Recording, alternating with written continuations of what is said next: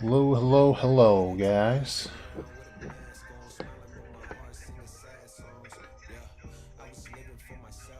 I'm just gonna wait for a little bit. Kind of chill to the music.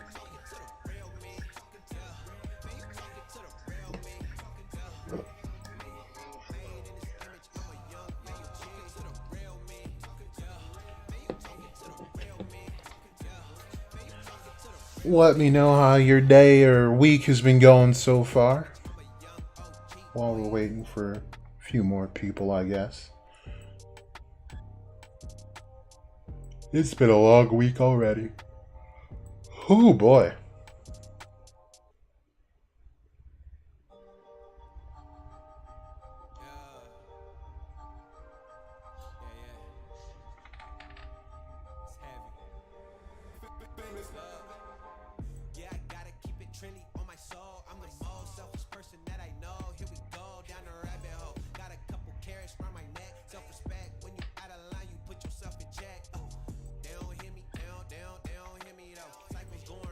Wonder if it's time for a new background. I've had this one for quite some time. I don't know, I like it. I don't think I need to change it. It goes pretty well with the profile pic. That's the GOAT character right there. Alright.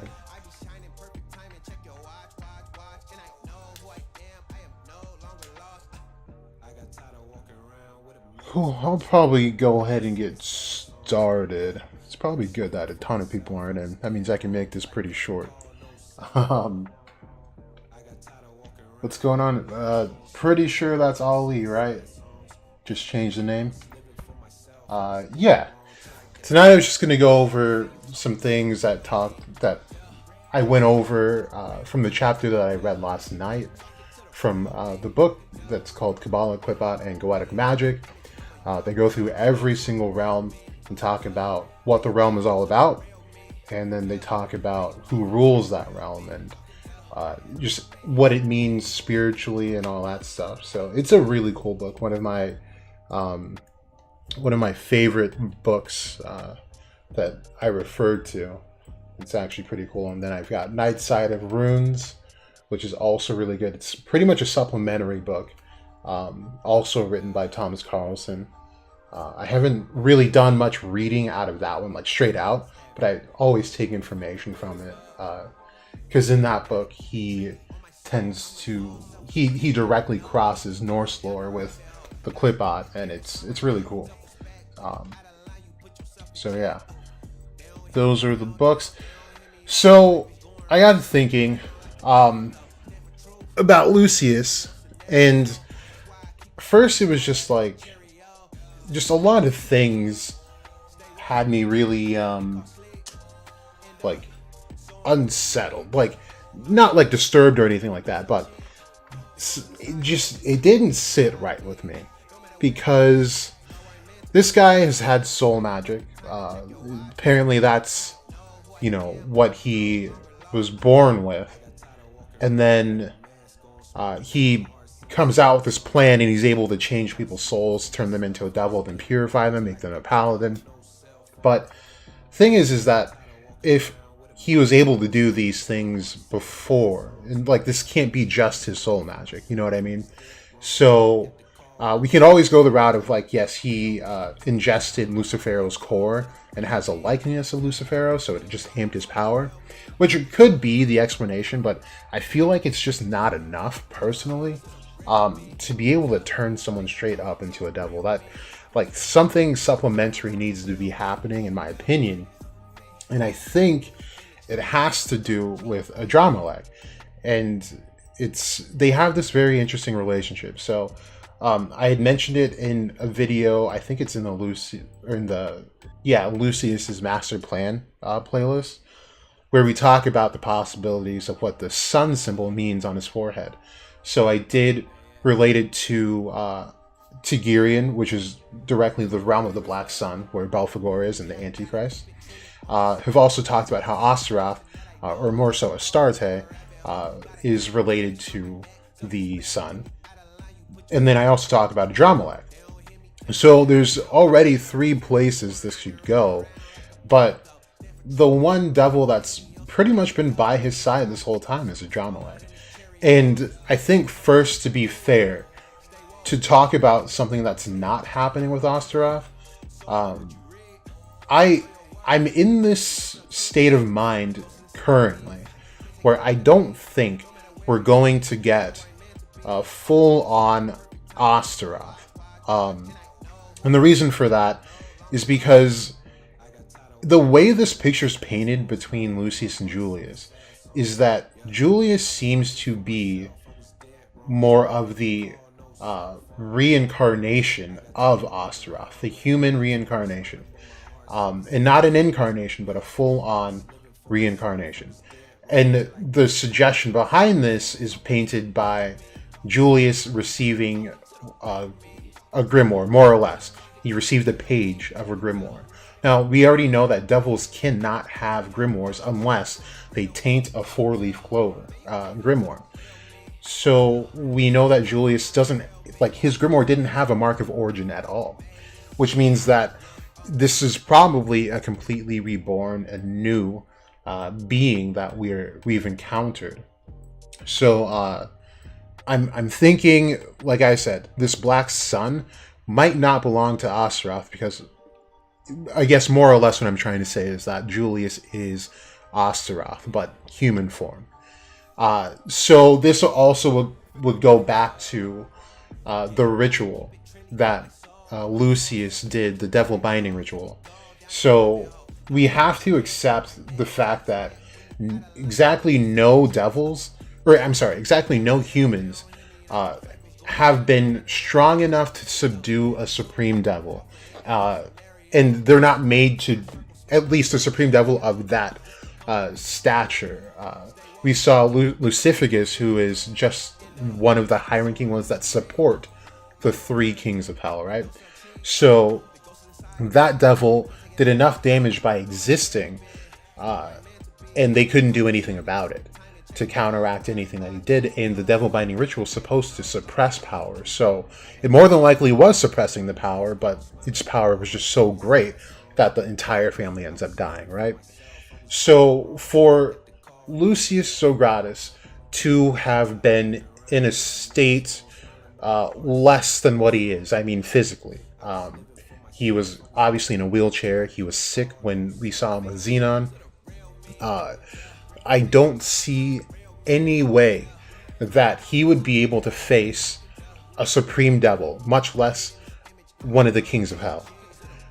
And the only way for that to happen, and I've discussed this before too, is that with his soul magic, something would have to happen from within Astaroth. And what I mean by this is, Nox says to Asta, should that devil win, talking about Libe, should he win, then the 2 of them would essentially merge and create this disgusting, apprehensible beast that would need to be killed by him. So I've been under the thought that Lucius lost that match against Astaroth, but purposefully, because with soul magic he could still exist within Astaroth, which may have influenced this reincarnation of sorts. So now we have this Julius-Lucius split. Now, I know there might be some puzzle pieces missing from that scenario, but I'm only working with what we have and kind of filling in blanks with some slight headcanon, with some evidence to support it, which is most of what I do anyway. So, with that said, I don't think Astaroth is really in the picture. And moreover, this is not a typical relationship with the devil, right? Because I believe, and feel free to correct me if I am wrong, but I've gone over this, the chapters, a few times now. Lucius can only use time magic when the time grimoire is out. So this isn't like we see the triad where they have their marks and they share their grimoire and the magic with the devil they're contracted to. So this son belongs to another devil that is not Osteroth. So that's the conclusion I've come up with, at least. So we already know about Tagirian and how that's related to the Black Sun, and that's the Antichrist, the realm of the Antichrist in Belphegor. But I wanted today to go into why that is more than likely Adrammelech's marking or contract symbol. And I had to take a look at this form again, because nothing about this is really natural, right? So the state that he's in, this paladin form, looks a lot like a spirit dive form, right? With the halos and the wings. But the thing that I think gets us the most is his wings and, of course, the antlers, right? But with the wings, usually, I mean, almost every character, I think every single character that has had wings in the series, whether it be due to a devil or due to spirit dive, had the wings directly attached to them. But in Lucius's case, it's just not.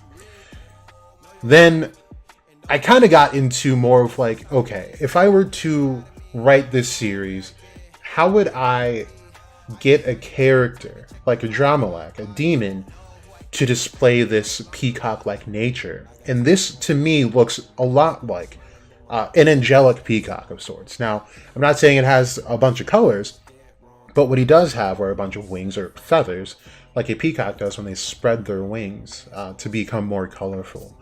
And it's also interesting in the way that peacocks do that, not only for mating rituals, but also to defend themselves against predators. It's just the sheer allure of what's happening in front of them. So when Lucius spreads these wings, he's entering a new state, and the symbol switches sides, and it becomes light as well. And the power is purified. So I'm kind of thinking that with this happening, this is kind of showcasing that Adrammelech might be the one that is contracted to Lucius. And I did talk about this potentially in another video when Lucius Legratus had first become known in the series, because him coming out as a sickly being was, to me, when reading the book that I just read to you guys last night, seeing him sick made me think, well, Adrammelech is, in the Clipotic, in the left-hand path of magic, is known for having the chalice filled with poison. And that poison's supposed to essentially kill everything that the mage that attempted to contact him, to kill all of the preconceptions of what reality is, and then slowly rebuild them into something or someone that sees everything for what it really is, or starts to see. So the realm that Adrammelech rules in is the very first step of initiation into the left-hand path. So I know there are two other videos on there that will talk about the realm of Lilith, and then it's called Lilith in Namath, and then Lilith in Gamaliel. Since Lilith rules two of the first two realms of the Clipot, just almost like we see in this series, where it's not separated. Those aren't considered steps or into initiation. That's just kind of a process you have to go through. It's like kind of like a vetting process, if you will. And then Adrammelech is the one who really gets you into it, and you first kind of have to die with him in order to keep ascending down into the deeper realms of chaos and disorder. So I also wanted to bring up a couple of things that I think is really interesting here. But to kind of finish up this topic, so we know that he's got soul magic, and the grimoire that we see is the one with soul magic, but we still need one more attribute from him that isn't time magic, because that would be the one that he's contracted to, which I still, like I've been saying, I believe it might be Adrammelech here. So I just kind of want to go over like the quick Wikipedia of this and point out a couple of things here. So Um, I guess before I get into this, I see there are comments here. I'll take a look at them as I plug in my computer. All right. Sean, thank you. Good to see you, by the way. Jack, what would you like to see in black? I would like to see a lot of things. That's a very broad question. But if you're more specific, I'm more than happy to answer. Okay, that's essentially it. Okay, so we know that Adrammelech means magnificent king. Think it's also really cool to go back to the picture and you see two halos.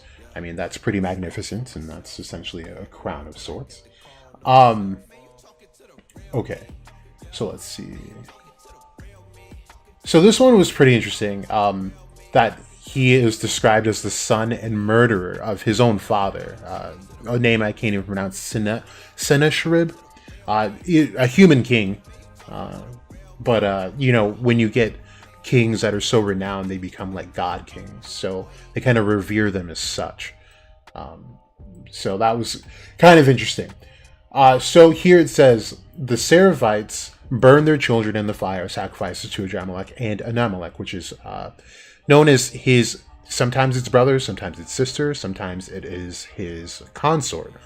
Really depends on the source that you're looking at. But this is also going to be a point later on here. So the Seraphites are given as people deported by the Assyrians to Samaria. I was also going to say that Adrammelech, again, shares this part of his name with the highest king, Moloch, or also pronounced Melech, which means king. So this is somewhat believed to be like an incarnation of sorts. You know how we talk about how these things are able to exist on many levels in many different places at the same time. And this is one of the lower forms of Moloch, but as we've gone over a lot before, Beelzebub is pretty much the one that they're worshipping when they're worshipping either of those guys. So Adrammelech and the god Adrammelech, about whom likewise little is known, are again seemingly alluded to in 2 Kings 18:34, where they say, "Where are the gods of Hamath and Arpad? Where are the gods of Seraphim, Hena, and Eva? Have they rescued Samaria from my hand?" So this place, Seraphim, or Seph, I can't say it because I want to say Seraphim, but it's Sepharvaim, is called the two-book town. And a book town is essentially like, I wonder if it's on here, and we can just look at the actual definition here. Twin cities, or maybe let's look up book town, because this is a really interesting thing to be named. Especially when it comes to the series. So, a book town is a town or village with many used or antiquarian books or bookstores, right? So, when we go back to Lucius, we know that he uses how many grimoires? He uses 2. And then we get into how the Spade may have been mixed in with Adrammelech as well, which I think is really cool for the fact that, if Adrammelech is really the one pulling all these strings, he's doing a much better job than Zagreus ever did. And there's a reason for that, which we'll go into it in just a bit here. But, having 2 grimoires, and then Lucius also essentially having 2 grimoires as well, kind of tells me we're kind of leaning in this direction. And so another name for this city, Seraphim, is... this has like nothing to do with the series, but I think it's really funny, and it's just like, oh damn, it's I just saw it. Separs, I believe.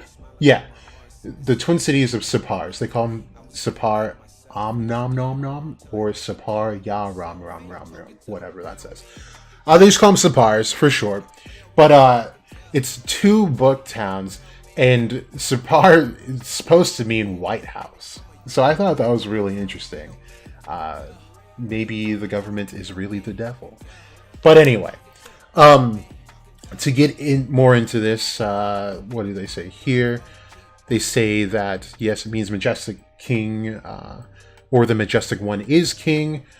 They call him Baal Adir, which is majestic master, or majestic Baal, and Baal is just Lord.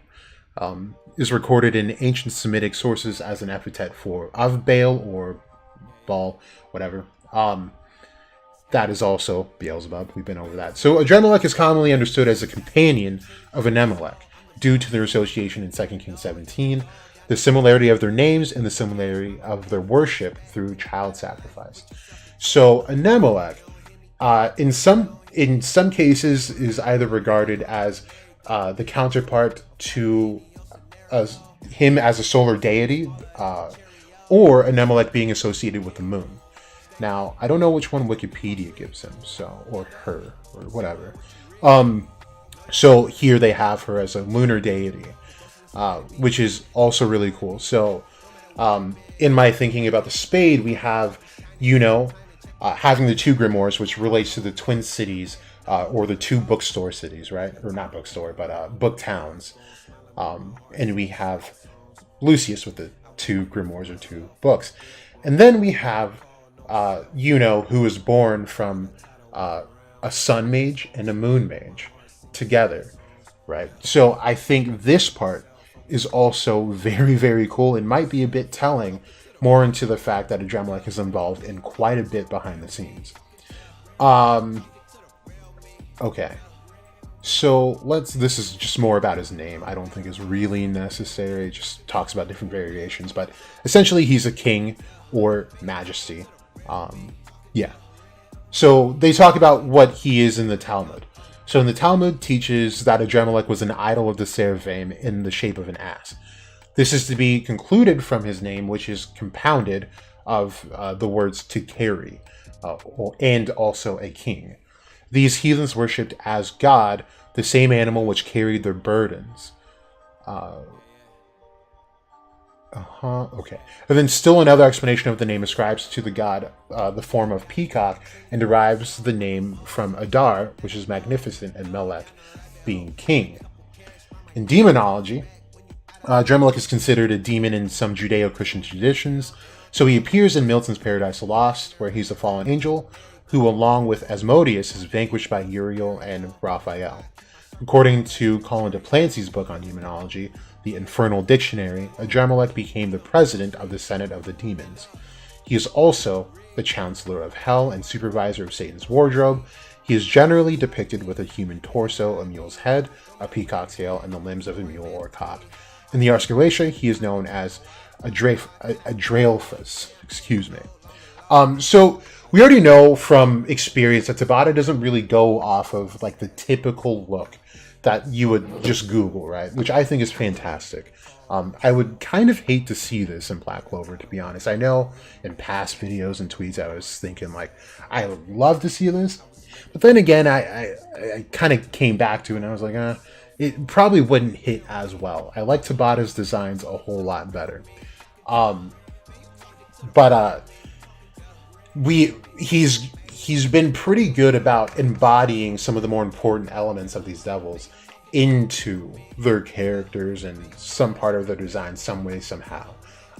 So that's why I got to the conclusion of this, this peacock tail that we see behind him could be what we see behind Lucius as well. So when it comes to this purification and this demonification, that we see with Lucius and what he did to Sister Lily and what he plans on doing to others, I think that comes from Adrammelech. Now, I don't know exactly what mechanic is coming from Adrammelech, but it's not just soul magic, I don't think. That seems very, very broken, very specific thing to do. And I think it makes more sense to attach the creation of a devil and what I consider a false angel to something much closer to that of either of the two. So there's that. So now there's another source that I like to look at, which tends to be fairly, I don't know the word I'm looking for, reliable. There are some times when I don't use it because when I look into it, it just starts falling apart at some places. But in this one, it's pretty on point. So this talks about some of the attributations of Adrammelech, what he is within the rankings of hell. So they talk about his rank literally. He's the High or Grand Chancellor of Hell, the Chief of Samael, which is the realm that we just talked about last night, the Chancellor of the Order of the Fly, which we knew, the Superintendent of the King's Demon's Wardrobe, which is Satan, of course, not Lucifer, but Satan, and then President of the High Council of Devils. So essentially this guy is definitely in charge of a lot of devils, and we kind of see that with the flashback that Yino has of their encounter. He seems to lead them, and this is a trait that is not really known to us at all. Every time we see devils, they're kind of out for their own best interests, right? And the only type of teamwork we saw was with Lilith and Nama, and it was still a very violent kind of working together. Whereas Adrammelech seems to be able to kind of gather these guys in a very organized fashion and plan an attack. So again, that's something we have not seen, but given his rankings and what he's supposed to be doing, it makes sense that he is doing this. So they talk about his attributations, his planetary attributations, his elements, which would be fire and air, which was pretty much what I was, struggling with. So for fire, he is a solar deity, so it would make sense that he's attributed to the element of fire, which is why I always go back and forth with his speech bubbles melting. And I am in agreement with the poison thing. Of course, we read that poison has a lot to do with Samael, as it means literally the poison of God. And then air, because I believe that's the stage in Jacob's ladder that he is. So he's the element of that section of Qliphoth would be air. So it makes sense there. Talk about the colors, which don't really mean much. And then they talk about the planets here. So they talk about how he's attributed to the Black Sun as well. Uranus, Mars, the regular sun, which is important that they separated this, because what do we see? We see not Julius, but Lucius with the Black Sun when he's not a paladin, and when he turns into a paladin, it's a regular shining sun. And then it's also the Black Moon and the Black Earth. So these two are also very interesting, and we know that his consort, or sometimes brother, sometimes sister, Adrammelech, is also a lunar deity. So they might be just putting those two together, since there's not much information on Adrammelech. So this is apparently the original sigil of Adrammelech, which I think is really cool, because we have this twirl symbol here and here, looks just like his tail. So I really like that.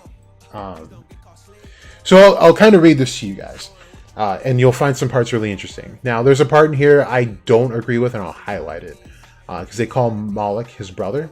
Now, they do talk about some relations to Moloch, but there's more proof that Adrammelech is more so an incarnation of a sort of Moloch than he is like a brother or family.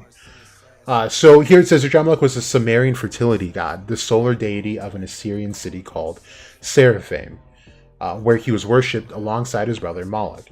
In the Qliphoth, Adrammelech enacts the same agendas as Moloch.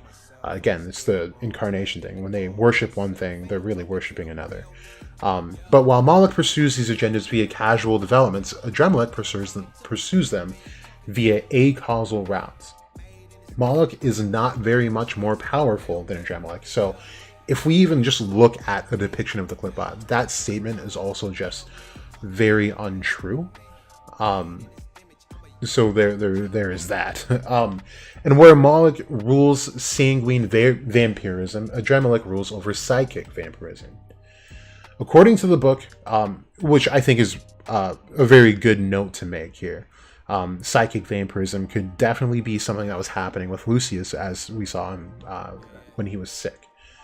According to the book of Sitra Ara, Adrammelech is the master of the baneful glands and the opener of the gates to liberation of the soul and mind. And I hope that caught your eye, because the book they're referring to is super reputable. But the opener of the gates to liberation of the soul and mind. Something we read about was the chalice filled with poison that's going to open the mage's eyes to what reality truly is and what it truly is not. So the fact that soul and mind were explicitly stated in this book means everything to this theory. He imparts aptitude for prophecy and mind control and grants assistance in astral projection. Now, we even talked about astral projection. We've talked about it outright, and we've also talked about it in another name, which is called the Jinn state, where one that is trying to practice this art can separate their soul from their body. Now, this is astral projection, and they can go and transcend realms. They can go anywhere they need to, but they are not physical by any means. The Jinn state takes this a step, maybe several steps past astral projection. Now, imagine astral projection where you can go to any realm you need to, but the Jinn state allows the user to be just as physical as they are in this realm that they're in right now, if we're talking just me and you. So with Lucius being able to go to the underworld and confront Lucifero and all the other devils, right, means that he would have to have achieved this on some degree. Now, I don't know, I don't think I'd go on record and say that Tabata would just outright call it the Jinn state. Jinn has not been a term used in Black Clover, so I don't think he would throw it in there. If he does, I'd be wildly impressed, but I do doubt it. But we might see something like astral projection in the series. And it would kind of explain, like, those types of things do take energy. So in astral projection, why these two things are very separate. So astral projection versus the Jinn state. In astral projection, you can engage in spiritual warfare, which is very, very different than what you might think of it as. But in the Jinn state, you're able to actually have these more physical and spiritual battles when need be. So Lucius was able to do that with Lucifero. And we saw when he walked into chapter 332, he was missing 3 rays from his sun. And I do believe it was because he had traveled to that dimension and tried to, or did, have a battle with Lucifero and triumphed, obviously, right? So to continue, the manuscripts of the Temple of the Black Light refer to Adrammelech as the awakener of the black flame within. And the Way of Ahriman records that his attributes are leadership, glamour, and misdirection. Leadership, glamour, and misdirection. So we were misdirected almost the entire Spade arc, that we didn't even know until a little over halfway through that Lucius even existed, right? And then we, of course, have this glamour, right? And then he is this leadership figure. Clearly, I mean, not clearly, but I mean, very blatantly leadership, if not as Julius, also as the head of the Zogratis family. So, very, very detailed in that way. Adrammelech rules over the clipotic sphere of Mercury, known as Samael, which is poisonous divinity, in opposition to the Saphira known as Hod. Now, I believe I've said this before, but if we're relating this to an apostle of Saphira, this is directly correspondent to Veto. And this is also where Michael is stationed, the Archangel Michael. Again, very low for an Archangel.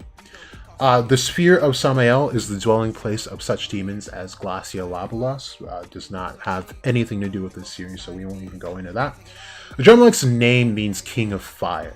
Now, this is, of course, like we saw, up to interpretation, but we can obviously see where they got fire from, not only being a solar deity, but from people sacrificing their kids to Adrammelech through the means of fire. The Book of Sitra Ara calls him the Poisoner, the Venom Drinker, and the Lord of Death's Gate. He removes internal obstacles within the magician and imparts physical fitness, vitality, longevity, and strength.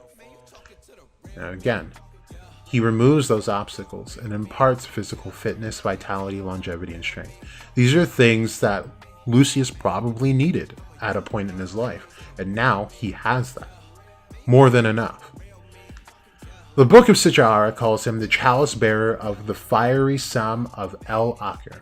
Now that's something about God here. The fiery something of God something.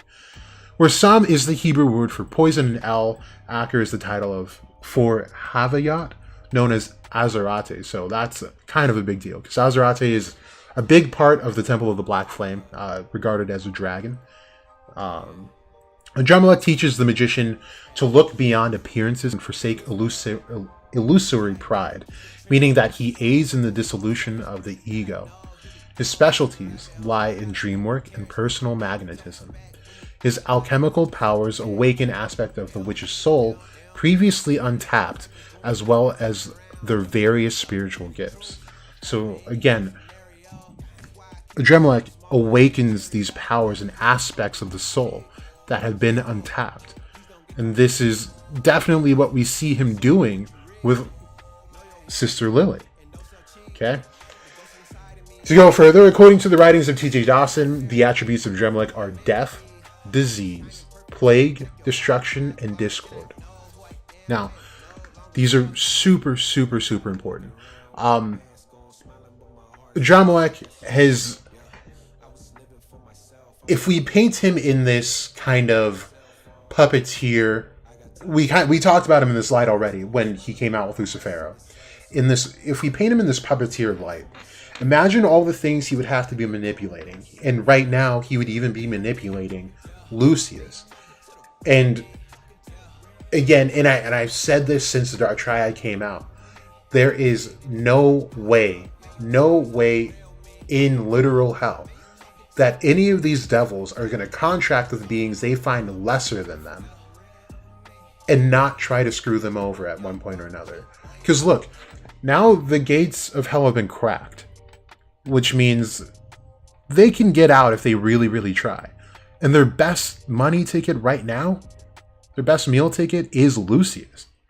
Now, yes, Lucius does have them in control, but control only goes so far for so long. And you never know what these devils are cooking up. We saw Zagrid was planning for how many hundreds of years? Like 500 plus years of planning, just to get a body in a grimoire. And that was just fun. That was a pastime. So imagine what a more serious devil would do. A supreme devil. Now there's more about Adrammelech too. There's a very specific description of him that makes me think that he is the puppeteer here, or at least one of them. The history of magic by Eliphas Levi refers to Adrammelech as the god of murder, and Libra's Azerate proclaims him the ruler of all beauty. He is a psychopomp, able to guide the witch through the astral planes to dark and forbidden locales and modify the astral double in many ways, including granting it ability to travel into those dark places unguided. Again, this is what Lucius did, literally did this. He can help the magicians silence gossip and grant, they say her, but them the ability to direct conversation away from incriminating affairs. So very convenient thing to be able to do to make sure that he can still carry out plans that he's manipulating behind the scenes. According to Maxine, whatever that says, Adrammelech is very tall with jet black hair. He's not that tall in this series. It doesn't look like it, at least, but he does have jet black hair. His hair is styled with bangs and to the shoulders, like in many paintings in Egyptian temples and the pyramids. He has very piercing black eyes and intense stare, which he does have intense stare, and he does have fair skin. Traditional demonography records Adrammelech to appear as either a mule or peacock, while the Book of Sitcahara records that Adrammelech appears as an anthropoid peacock with a tail adorned in all-seeing and unblinking eyes. Now, this more so describes what we saw with Megicula. And then Baron and Baronessa Argeny, I don't know what that says. They all have really interesting names. record Adrammelech to appear in an undescribed form which diverges from the tradition. To me, this is just the author's opinion here, so obviously. To me, Adrammelech appeared as a bald man in black street clothes with pitch black eyes and long curved white horns, whose sleeveless raiment revealed his imposing musculature. Now, again, this part is just this person's experience. When it comes to the actual practice, all of the devils have the ability to shapeshift. So they usually end up shapeshifting into something that the user can comprehend and accept in real time, and instead of like a bestial form. But some of them just don't care, like Beelzebub is one of them, who usually doesn't care as far as the writing goes about him. But that's really it about him on this side. Then they just have the chants, which you guys don't need to be doing magical chants of demons. You don't need that stuff. But there's the description, and I think it is not in... Oh, here it is. So this is what it is in every single source. So Adrammelech is described as the enemy of God, greater in ambition, guile, and mischief than Satan, a fiend more cursed and a deeper hypocrite. This means he is the master manipulator. There is no one else greater than mischief. Then, well, I mean, that's arguable for me, because I would definitely go with Beelzebub for many, many reasons. In real lore, and probably even in Black Clover, much, much more mischievous than any other being ever. But the fact that it's attributed to Adrammelech is very special, because he's rather low ranking when it comes to the Clip-Op. So this all kind of got me to the conclusion that Lucius and that contract that he has is with Adrammelech. And it's kind of weird, because we might see something close to what Asta has at some point with Libe, where his devil is here and now. So I wonder what a devil union could look like if they use devil union. We really need to get more lore on the Zogratis, the nature of their contracts, because it's obviously different than the one Noct introduced to us and the one that we see with Asta. So we definitely have to get into that in the series so that we can piece together more of this puzzle. But to kind of go back to what I was saying about the Spade, I think that this goes into how the Spade has been worshipping devils. Remember, Julius even said that they were hiding like demonic secrets or something like that. They have an ancient evil hidden in the ice. And I'm sure he's also talking about the ancient demons that we obviously saw. One crawl out of the ice, and then one drop down on the Clover Kingdom, which they also just need to explain that one. To just drop out of there. I don't know if we're just supposed to assume that Xenon created a portal and it dropped from the portal and we just didn't see it. I doubt that, to be honest. And they also didn't show that particular demon either. And we had seen Dante approach the demon that Mario Leona fought before he went to go to the Black Bull's base. So that's also another mystery that should be solved. But about it, and ancient demons in general just need to be cleared up just a bit. But I think it makes sense that the Spade has been worshipping these devils, and they have this solar, mage and a lunar mage, and coming together to get these stars. Now, remember, the stars are attributed more so to Beelzebub, and I showed you guys that picture, and I'll pull it up again, just in case you might have forgot. But the fixed stars, I believe it's called the fixed stars. The artwork. No? Maybe I need to be more specific. Art.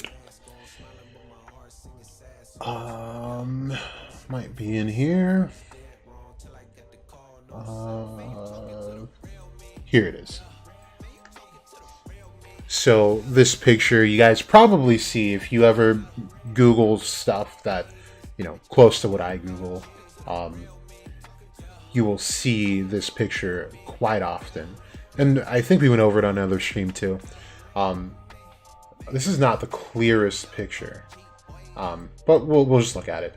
But this is the idea behind this is that, you know, it looks crazy, right? It looks like whoever made this in 1888, I guess Camille Flammarion, didn't know what she was doing, or he. I don't know the gender, doesn't matter, because obviously we think about the sun and the moon being outside of this little dome of stars that you see, right? And then you see this guy peer his head out, and you see clouds. You see there's obviously levels and terraces here, and you see this over here in the corner looks like a wheel. That's an angel. So what's being depicted here is this is the normal man, right? But he's on a quest for God.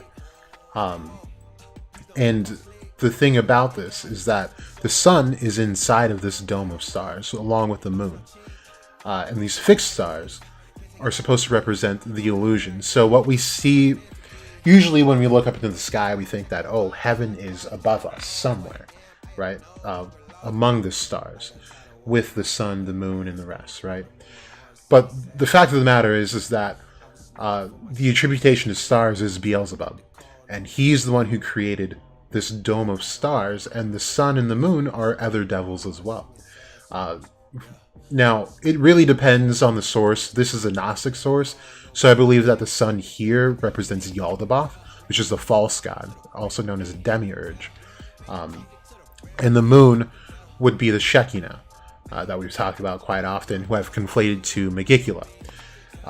So they're within this illusion to keep souls trapped. So what happens is that I believe it's this right here. It's supposed to be the real, unknown, the silent god known as the Bythos. And this is where the real heaven is. So what happens when the soul imparts from the body or departs from the body is that it does go through the stars and all that. And think about what we know about our universe. The universe is a very deep and vast place. So this means that you're ascending through this almost infinite illusion created by Beelzebub to then meet what you are supposed to believe is the true God, Yaldabaoth. But of course we don't know any better because one, information has been distorted throughout time, and two, we just honestly don't know any better because Yaldabaoth is the one who created humans. In the Gnostic belief here. So what happens is that the soul, even though Yaldabaoth created them, or us, and also the archons and all of the false angels that are in the tree of life for him, the agenda is to keep the souls from getting past them. And so this is what the left-hand path is all about, and also kind of the right. But the left-hand path is very transparent in the fact that the reality that you know now is not the true one. And it's an attempt to break free of it, which is what Moloch helps you do. By releasing you from this universe, but ends up creating a new one for you to go into. And you become your own god, and essentially all that stuff. So this guy has pretty much broken the veil and realized this is not real at all. This is not God. This is not God's wife. These stars are all illusion. And he finds God here. And the soul is supposed to go here. And should you pass these trials and tribulations of awakening, then these archons and even angels can't stop you from realizing that. And that's when you go back to the source. And they describe it as, so what we experience here on Earth, even the Gnostic sense, and even in some sects of Judaism, is what heaven is supposed to be. It's supposed to be a recreation, of course, much less perfect. And then the real heaven, compared to the heaven that I guess is commonly gone to by these lost souls, is also a lesser depiction of what the real heaven is. So however good that heaven is, it gets even better in the Gnostic belief, which I think is a really cool thought, in my personal opinion. Not sure if I fully agree with it or not, but I think it is very, very interesting. But let's go to your comments. I see you guys commenting, and I don't want to neglect the chat too much, so I'm just gonna try and catch up here.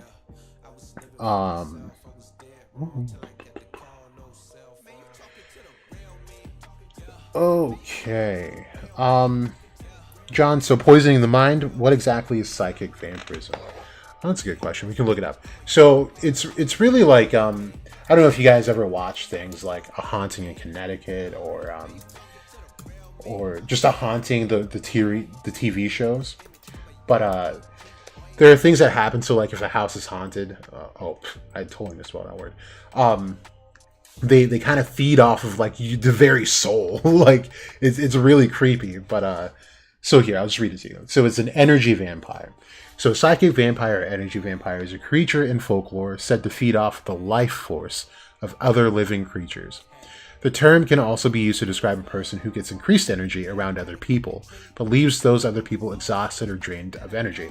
So they're talking about like, there's like that person that you cannot stand, like if you're in school or at work, and every time you deal with them, you literally feel tired.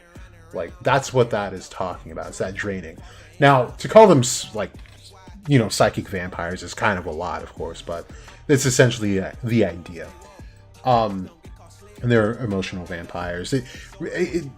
There's different sects of it, I know, because the life force and just energy in general has a bunch of like intrinsic energies within it. So it's just more into the subgenre of all that stuff. So that's essentially what it is. So again, that kind of definitely goes back to like Lucius, back in his more sickly state when you see him in the flashbacks.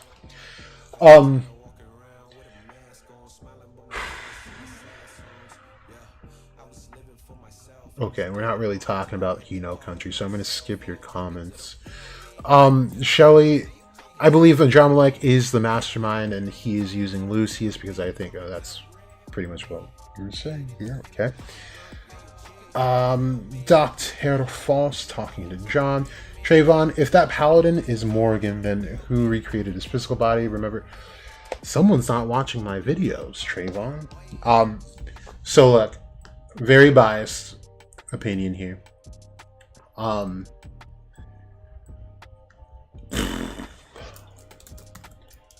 Trayvon. Such a shame. So, just made a video on how anyone would be getting bodies here.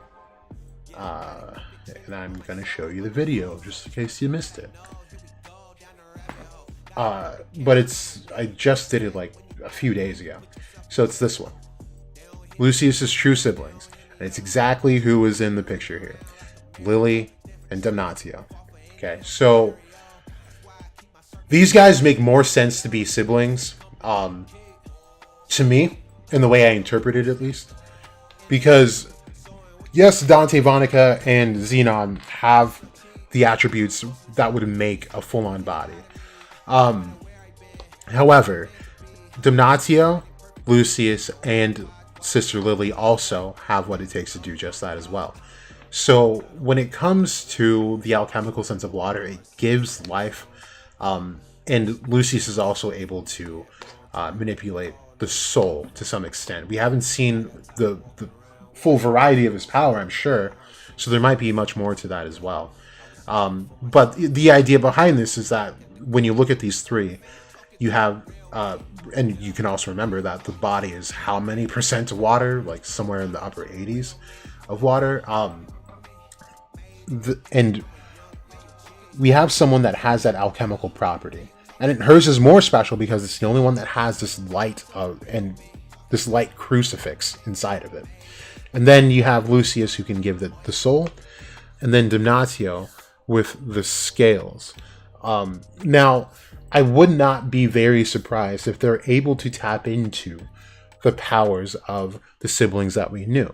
And what I mean by that is I wouldn't be surprised if we see sister Lily, with even a third attribute being blood, Damnatio with body, and Lucius with bone. Would not be surprised. I feel like for right now, it is definitely reasonable to call it a reach. However, when you take the plan into consideration, they need the bodies, the souls to create mankind, and then he needs to make them equal, and the person who can do that is also Damnatio. And I put in the video as well that Dante is literally the dark counterpart of Damnatio. He is everything Damnatio does not stand for, and vice versa. Dante is not conserved at all. He is willing to break laws and divulge into what are usually taboos, where Damnatio is living his life by the rules for the sake of balance. Lily, the complete opposite of Vonica, especially down to their very attributes. Water and blood do not mix. Vonica is a sexual deviant. Lily is very conserved. Nuns are usually virgins for their entire life and devote themselves to God, where Vonica devoted herself to devils. Lily and nuns are pacifists. Vonica is extremely violent and fights for the sake of fighting. And then we get to Lucius, where Lucius is his own flaw to his own plan, because he is not light in nature. He is the dark counterpart. Just that it doesn't need to be negative. Your shadow doesn't need to be negative. It can also be positive in nature. And Xenon was the positive element of Lucius. But Lucius, I think it's very apparent in the way it was depicted in Xenon's flashback that Lucius had more than something to do with the road that Xenon went down. Probably somehow placed the devil, or, I mean, at this point we saw, I mean, who's to say that he didn't make a person a devil, like he did with Lily, and of course didn't purify them, because maybe he couldn't at the time, who knows, but left them in the dungeon for them to later find, and thus making Xenon have to kill Alan, which would, trigger his inner coward and weakness to then turn to devils, to become stronger, to be able to protect more people through that power, and kind of create that illusion that he's doing something good through the vehicle of evil. And I will always say that Xenon is more than likely good, and he was just surrounded by very, very crabby people. Did not have a very good upbringing. I go into his psychology in one of my videos as well. Just everything. The setting in which he lived was not suitable for a child. He was living in a state of where they were in constant war from within and from the Diamond Kingdom invaders. They were not in a time of peace. He had no active parents, and the only people that he could look up to for guidance were these devil users who had no sense of morality and no sense of ethics. So what else was he supposed to do? And I think it's very easy for someone who watches anime to say, well, he could obviously just not do it and choose to be good, like Asta shows him to be good. But I mean, it's not always that simple. There are always going to be people who make some type of fault in their decisions, and Xenon may unfortunately have been one of those people. So yeah, it's detailed in that video, Trayvon, if you're at all interested in that. John, so Adrammelech is better glamour magic than Dorothy. Yeah, I've even talked about Adrammelech's relation to Dorothy and dream magic as well, where Dorothy, not that they're correspondent on the trees, because they're not. However, Dorothy does have these, I mean, she's the leader of the Coral Peacocks. I think she does have something to do with Adrammelech in some way, shape, or form. Whether they don't necessarily need to be aligned, but I do think in some way they're related. Now, I've gone into this subject matter a good portion of this channel, where we remember Dorothy was also an apostle. Her apostle was Reeve of Yesod, and the Sephiroth, the Tree of Life, is more so conceptual in nature. So they control things like victory, love, what else? Wisdom, things like that. Things that you cannot full on grasp with like your hands. They're not tangible, but they exist, right? But then you have the Qliphoth, the dark tree. Everything there is tangible, and the more tangible it is, the more evil it is. That's even how it's described in the Talmud, in Judaic lore. They do believe that hell is earth, and this physical body even is made by the devil. So with that said, Dorothy is in control of this intangible sort of concept where it can't exist in the same realm of reality that they're currently in, so she has to create these pocket spaces. But then you have Adrammelech, who would be able to bring these things forward into reality in real time to add on to this illusion that is reality. So I think it's very interesting, and it might go out that way. Who knows? Is this setting up a future fight between them? I don't think so. So will it? Yes. Is it setting up discourse? Absolutely. But I don't believe that it's going to cause Adrammelech and Lucius to fight. I don't think Lucius is going to have that that luxury of being able to fight against Adrammelech. Just like Zagrid kind of popped out of the blue, took Patri by surprise and took his grimoire and almost his body if he needed to. Adrammelech would be much like that, and I'm not saying Adrammelech is the final villain. What I am saying though is that he will be able to unlock the rest of the gates, because he would ultimately be working for Beelzebub. I'm sure Beelzebub wants out just as badly as everyone else does, and his silence says more than people give it credit for, I think. Dr. Faust, Adrammelech seems to be more like Raya, the copy elf in personality than Veto. Yeah, I'm not saying they're alike. I'm saying they're aligned. So just to show you what I'm saying by that.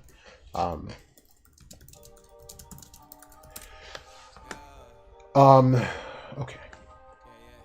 So when I talk about correspondences, I'm not saying that they're going to be just alike. In fact, they're more than likely going to be opposites. But not even that. It's probably just not a good search tool. Sephora.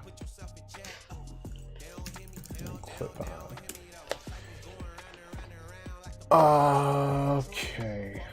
Sorry, let me get to it. Just want to make sure you guys are on the same page. If we can get to it. There we go. Okay. So what I mean by correspondences are this. So let's zoom in on this picture. That's not what I clicked on. That's not what I clicked on. Where is it?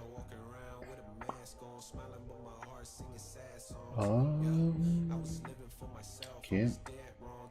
Is it up here? It is also not up there. Alright, so we've been duped. I'm going to just zoom in on it on the other page. Okay.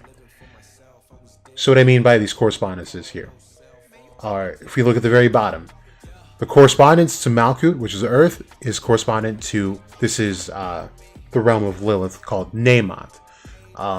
These are correspondent. Yesod is correspondent to Gamaliel. So when we look at Samael, the realm of Adrammelech here, it's Hod. And this is where Veto is. And the order is Veto, Geburah is Fana, and Raya is Binah. And Raya is corresponded to Lucifuge Rofocal, which might be Lucificus in this series.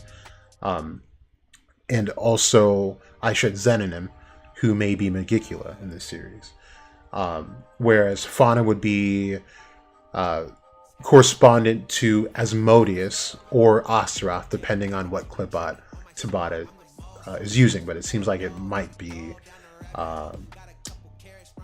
Astaroth here. So that's what I meant by that. What else are you guys seeing here? Maybe it's fire, since the sun can poison people. True solar radiation and the sun being a fireball. Maybe there's indirect... could be. You do get sun poisoning. That is a thing. So, that'd be... honestly be a little weird. Because even sun poisoning is kind of rare. But it wouldn't not make sense. The whole untapped witch idea reminds me of the Witch Queen, right? And so, that's also... we've got into, like, the relationship between... the Witch Queen and Adrammelech in very early videos, and also Lucius and the Witch Queen. So yeah, it does paint more of that picture as well.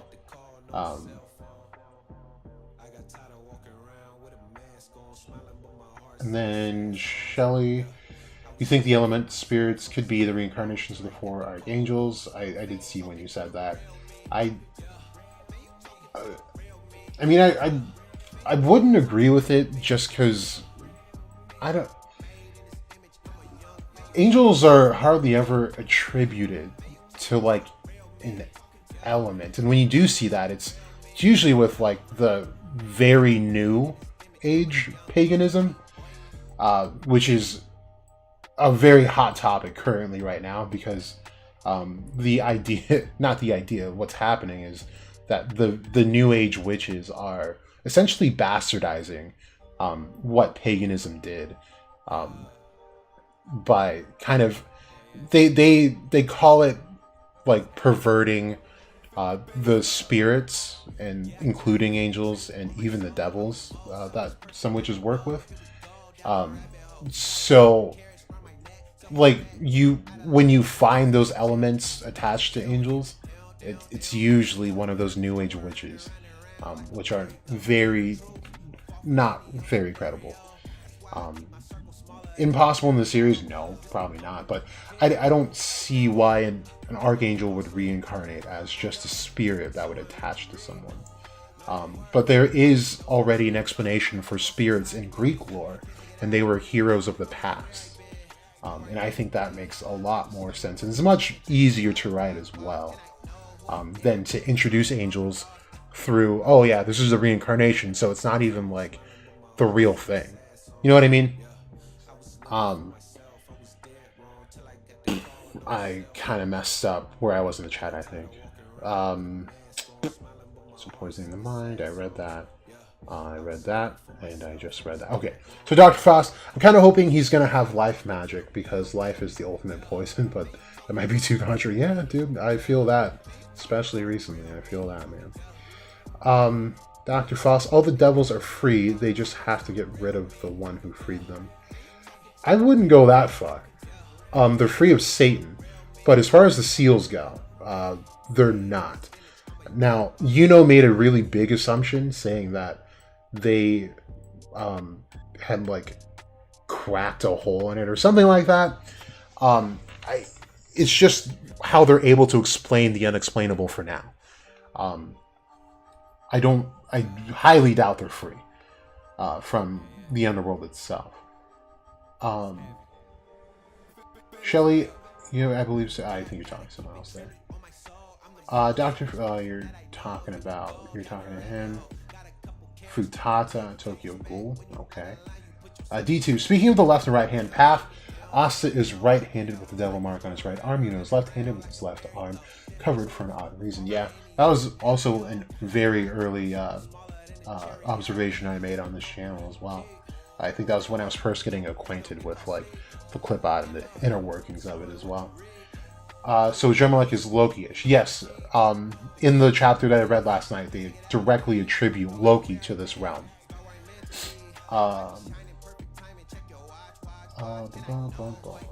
Let's see, Dr. Frost again. What if their terms were, you help me, I'll help you to the end of time? That way both the humans and devils could do what they want, but we're bound to each other. Why help them? Well, it helps you. Well, that'd be kind of interesting, I guess. Yeah, it'd be interesting for, like, Black Clover. When we're talking about, like, lore and Solomonic magic and the Grand Grimoire, it'll never ever be like that. The devils will ultimately try to screw you over somehow. Even when the contract seems fair, they will actively try to break that contract. It's just what devils do. But that would be an interesting stipulation to have. D2, all this emphasis on the sun can't be a coincidence. Would be weird for the one character with sun magic to not have a longer lasting impact right in the story. I agree. Absolutely. Sun Jinwoo, Asa's name, when you switch the letters and add end at the end, you get Satan. Oh yeah, you do. Yeah, I see what you're saying. Oh man, that'd be the craziest Obito. Ooh, that's way better than the Osteroth thing.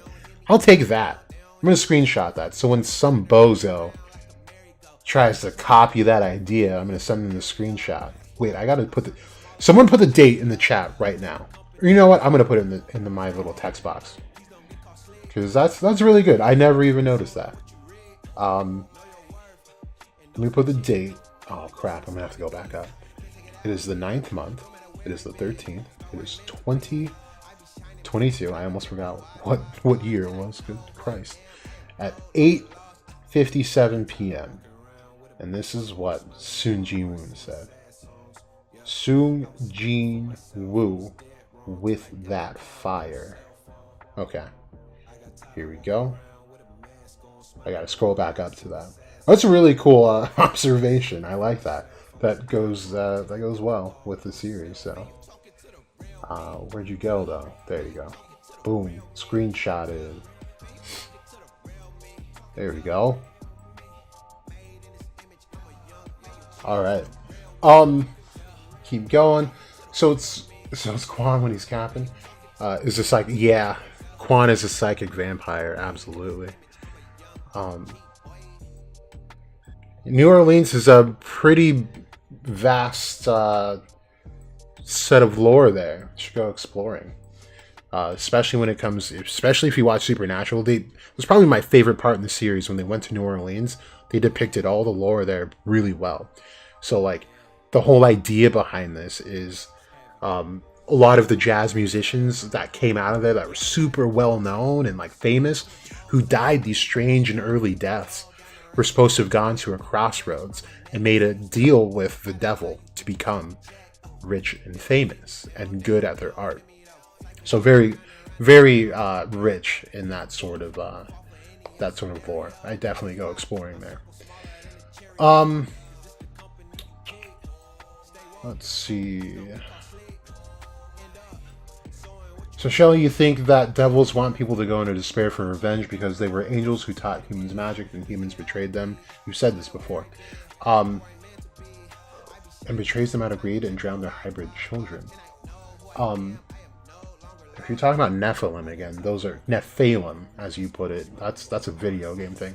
But humans can go in despair all they want. Nothing's going to happen unless they have a 4-leaf clover. And even with that, we can argue that even that won't happen. We've never seen a human despair. We've only seen an elf. And we even saw Yuno lose more than half of his squad and was on the brink of death himself and still didn't despair. So I think it's very fair. And to be super thorough about this, Lumiere literally watched his sister and his best friend and his 2B nephews and maybe niece and all of his friends die in front of him. And they were killed by his family. So if that doesn't get you to despair, I don't know what will. And he had to kill his friend himself. And he still never despaired. So humans can despair all they want. I don't think they actually can, do what you're alluding to them doing. We just don't have that kind of proof. Something that is not real or tangible, but is still rules over many, sounds like YouTube turns to serve. Absolutely is. I had to go through a bunch of my videos that I saw were limited as far as revenue goes. And I put in for like human review, and they just accepted it. I'm sure they didn't even watch anything.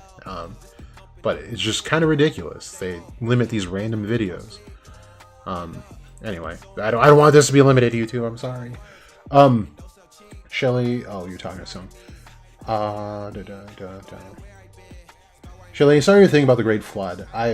already me and Buzz made this huge thread about the flood, and Noah's Ark, talking about that.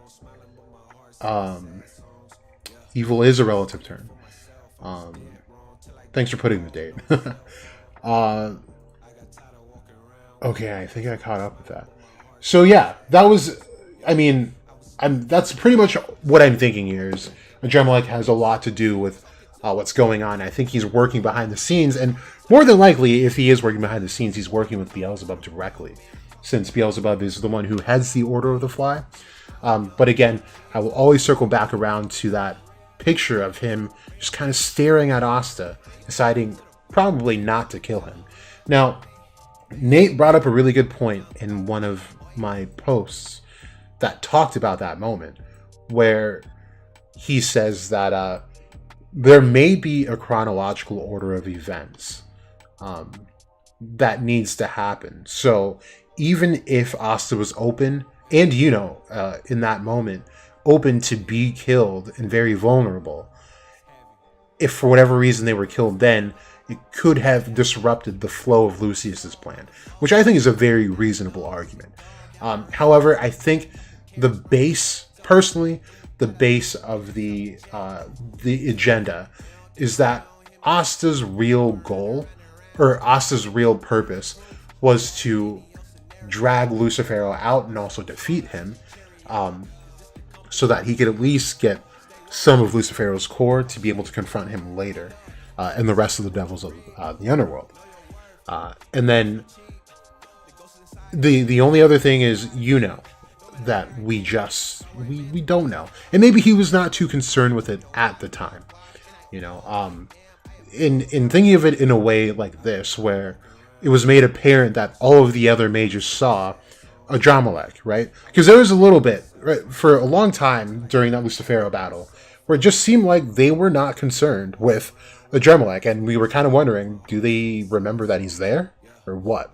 Because there was a point where pretty much everyone was passed out before he flew away, and no one even attempted to stop him. Not that they would have the energy to do so, but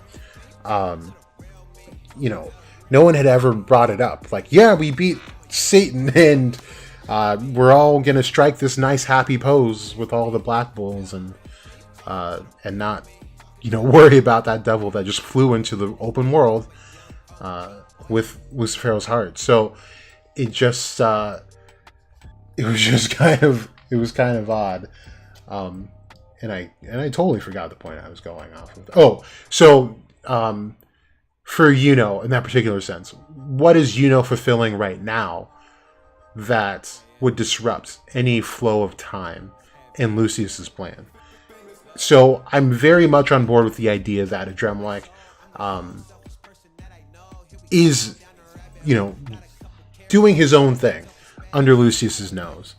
And the orders have not been explicitly stated ever, right? We know that one of those orders was more obviously get Lucifero's heart, which meant that he knew that Asta was going to be the one to cut him down, because he was the only one with the qualifications to do so. But after that's done, Asta no longer has a purpose. So I wonder what the conversation was when he gave him the heart. And then with when he gets back to report the confrontation, Adrammelech evaded the whole time. That's what said. And he didn't do any fighting whatsoever. So that should say something that Adrammelech might be out for his own cause, or for Beelzebub's cause, rather.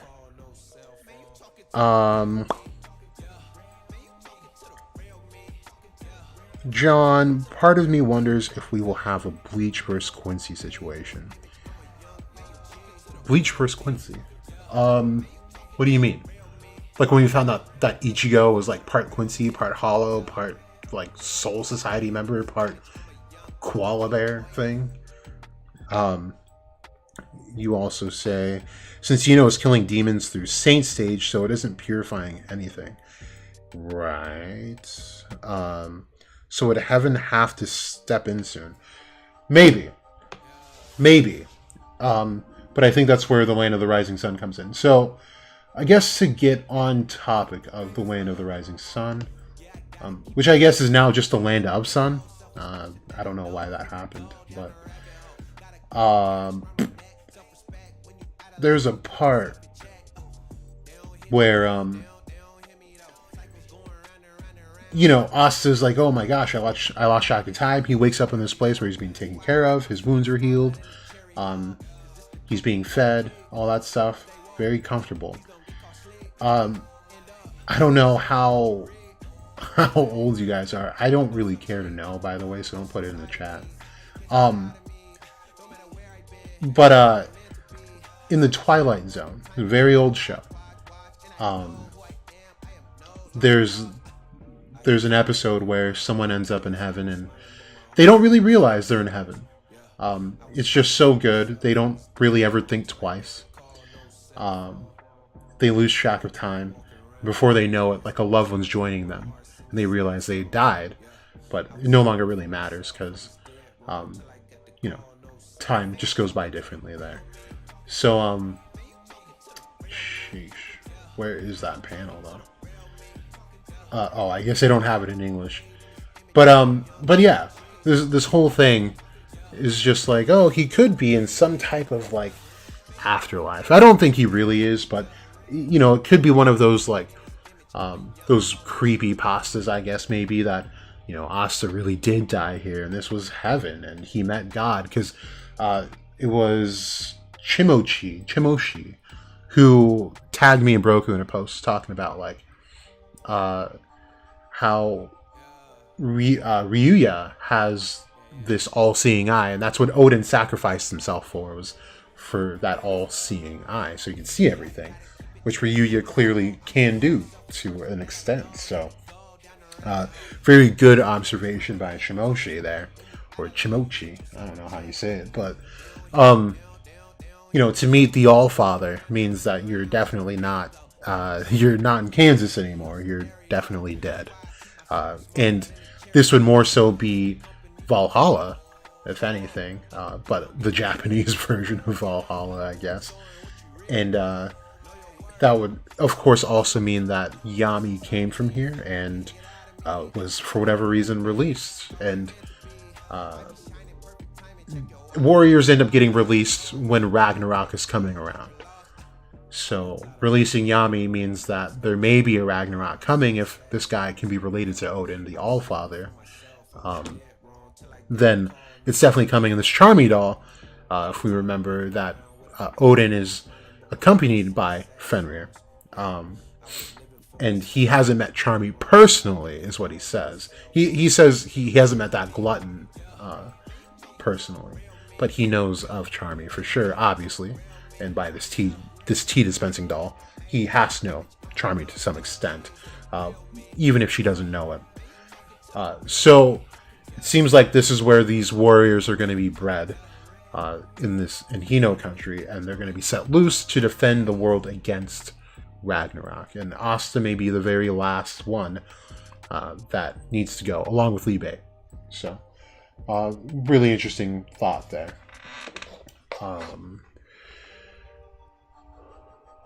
Okay, Quincy kills souls from the reincarnations. Oh, I didn't know that they did that. That's interesting.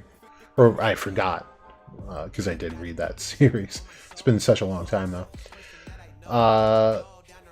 They throw off the balance of life and death. Very interesting. Is this new female character in the land of Sun another version of Tabata's wife? I don't think so. I did say in the last stream that this other Charmy might be, because he's already said that Charmy is like a version of his wife that he writes into the story. So there's that. That also went into that Rill video that I made about Tabata writing himself through Rill, even though he says that him and Asta are more so related. Every author writes themselves into the series in some way or another. And I paint that picture on Twitter and also in a video. Actually very interesting if you look at it from that light. And all the interactions that Rill has and the spells that he has. Rill ends up essentially predicting some future events through his paint magic. So, really cool video. Definitely give it a look. Dr. Frost, hey, just got back from the store. Did I miss much? I don't think so. What'd you get us, man? I need some chips up in here. It's about creating his own harem for himself in a fictional world that's meta, I guess. Very weird harem. But, yeah, that chick, though, pretty sure she's supposed to be the female equivalent, the Hino equivalent of Noct. So I'll be very interested to know her name and also what she can do. So, yeah. So, I mean, that's all I really wanted to talk about today. I'm going to do another recording tonight. Probably won't be as fancy as the one I put out last night. But it'll be a pretty short chapter too. So maybe like 3-4 minutes, plus my outro that I'm going to put in. So, definitely tune into that. But if you guys have any questions before I go or anything you want to say, definitely do so now. I'm going to stick around for a bit. But yeah, what do you guys think? What do you guys think? Excuse me. What do you guys think is going to happen in the next chapter? I would like to see more of Hino Country, but I'd also not like to see it right now. I think it'd be very nice to not see Asta for a while. I would like to go back to, what everyone else is going to be up to, what Lucius, what his next plan is. I need to see that Lucius and Yuno confrontation right now. Because with going back to what I was saying about Astaroth possibly just being Julius and having a human body as a reincarnation, and Lucius, intentionally losing that battle so he can exist within Astaroth and manipulate the soul within, could mean that his soul doesn't really belong to that body, and I've always needed Lucius to aim for Yuno's body. But it doesn't seem like, the way he worded it, doesn't seem like he's, trying to get to Yuno and make him his vessel, like on some Orochimaru stuff. But I do think it's quite possible. And I would also like to know what Yuno just knows in general now that he's met CL and, the rest of the Spade Revolution Force. So something's got to happen with that. John, you have a good night too, my man. Dr. Foss, no chips, just a Slurpee, Dr. Pepper, and some chocolate. Bueno Kinder Bar, okay? I've never had a Bueno Kinder Bar. I always look at them, and I never give them a chance. Maybe I will. You'll watch the VOD later for what I missed. Yeah, I don't think you really missed too much. Next chapter will explain the key system. That would also be really cool. Yeah, I would like an explanation of key, now that I think about it. Even though we kind of got one, but I guess the more advanced explanation of key would be really nice. And then maybe like the end of the chapter be Lucius rolling up on Yuno or vice versa. And I think it'd be really cool to add to Yuno's character and all the things he's done in the series for him to be the one to roll up on Lucius. That would be cool. But those are those things, Dr. Frost, I think we might get a stinger of Asta at the end of chapter, like 3 or 4 panels at the end for a few chapters, but the main focus will be on the Clover. Yeah, that would be cool. I think the order makes sense, like how John puts it. We would need to know what his training is going to look like, because Ryuya did say, like, get a power up here and now, or whatever he said. Or get more power, whatever he said. So it would be good, just like they did with Noct and Asta, for them to paint the picture of what training is going to look like.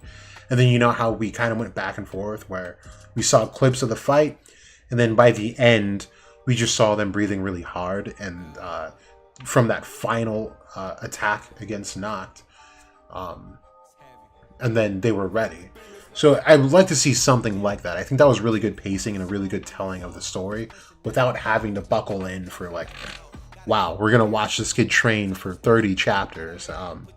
You know what I mean? So I kind of like that order. Sunjin, not buying it when Lucius went into the underworld and did what he did while all the Supreme Rank Devils sat there and watched Lucius take them down one by one. I personally don't even think he fought them. At a point, it seemed like more of a political gesture than it was a fight. Now, not saying he didn't fight other devils. There might have been some that just went like, you know what? I respectfully bow to what you did. Because Satan, even though other devils didn't respect him, like blatantly did not respect him, they respected his power and what he could do to them. Because the first things we got from Lilith and Nama were that they wanted to kill Dante for fun. But knowing that that was Lucifero's toy, it wouldn't have been a good idea, because that would have meant death for them. Or at least torture. So there is that, but then you have some more wise devils, like Adrammelech, who's clearly working with Lucius from before he even ingested Lucifero. So there are bound to be other devils like him that can see the reality. Like, you know, it's a very static power system. And even Megicula in her fight against Noel and all the others was saying, like, power is just what you're born as. Nothing more and nothing less. So something that even Zagra paints out, know your place in this pecking order. They don't fight stronger opponents. Because if you're not that strong, you're just not that strong. And fighting a stronger opponent just means death. So they might respect it. I don't know if you guys watch Riddick or the Chronicles of Riddick, but it's the same concept. You keep what you kill. And Riddick, spoiler alert, I guess, kills the head of the Necromongers. And he, like, collapses on his throne because he's super tired from the fight. And then they all bow to him. And when realistically, he was waiting for them to kill him. Because he was outnumbered, obviously. But they respected the battle between him and the head of the Necromongers enough to have a decisive winner. And even though he was the antagonist for them, they respected his power.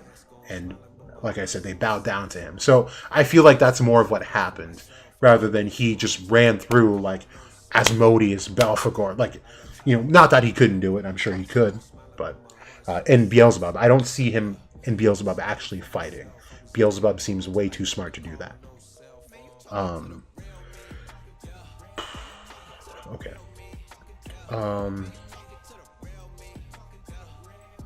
What will happen to Bell and Lick's son if Yuno gets killed? Will they, I guess, at least get out of Yuno's body? I don't think so. They'll die with him. That's what we were seeing in the Spade art in the beginning. Yuno was dying with Bell. And that means that soul was dying with him, because Bell chose Lick's son inside of Yuno. And they are already one, so if Yuno dies, all of them die. Bell doesn't die, but she will go back to basics for sure and have to pick a new owner. Megicula is definitely not working. Yeah, I don't think she is at all. She's too crafty to be working with him. So I highly doubt that. Dr. Foss, 30 to 40% of the devils left would probably just be like, oh dang, good job, so what's the next step? How can we help? Yeah, and a few would probably look down on a human, but more food for him to reinforce. Yeah, absolutely. More food for him to reinforce his legs, because I think he still can't walk. He's just using magic on a grand excess use of magic, kind of like Henry to use his legs. And that's why he was in the... Oh, possibly. That's a good way to look at it. And could explain why everyone in that room did not have a chair except for him. But yeah. Something's got to give. I would love to know what his condition was. Why he wasn't able to walk. Why he was so sick. That would answer quite a few questions, actually. But yeah, he didn't have enough magic to do his plan and walk at the same time. Absolutely. And yeah, I mean, imagine Lucius being born into this world with soul magic and a really bad body. It would be like a divine practical joke, right? You've got this super broken attribute. However, you're broken, as far as physically goes. And the magic that you have isn't really applicable to, like, we see in the very beginning of the series, people water their crops with their magic. People are using magic to levitate the hoe, to dig the holes to plant the seeds in, so, you can use fire magic to warm things up, to make food, so it's not exactly something you can live off of. So I can definitely see someone being disgruntled at fate for having something like soul magic, but being born in a body that more or less just doesn't work. So it'd be very cool. All the humans said Lucifero have gravity magic, but the devils never said he has gravity. And yeah, that's also something that is also not stated, or it's stated very oddly on the character profile of Dante, where they have gravity, and next to it they have the parentheses, and in parentheses it has the question mark, and it has us next to it saying, so we saw both of his magic attributes, and somehow his gravity magic is still a mystery. So, and they're very specific, and I think this is what you meant to say, is that they refer to his power as magic power and not gravity magic. So, I think actually Dante's the only one who refers to it as gravity magic, as well as Morris as well. Where I think it may be more along the lines of Vril, or it could be more of an omen and not so much an attribute, and his attribute was never shown to us, or is being shown to us now through Lucius. Unless Osroth saved Lick's son and Bell, if he, dies and sends them, gets... That's a lot. I don't think Osroth is that active, and I don't think it really cares about Lick's son. Wish granting. Ooh, we're all over the place. I don't know where we're getting wish granting from. But yeah. So thank you guys for tuning into the stream. I am going to sign out of here. I am tired. I got homework. I got a quiz, and I gotta eat. So thank you guys for tuning in. Like I always say, if you guys have any questions, comments, concerns, death threats, please do hit me up in the comment section here or on Twitter. I will not see your messages. I will not open it because it gives me anxiety. Anyway, that's all I got for you guys. Let me know. Thank you for tuning in. It's been Jackos to go. You either know or you don't.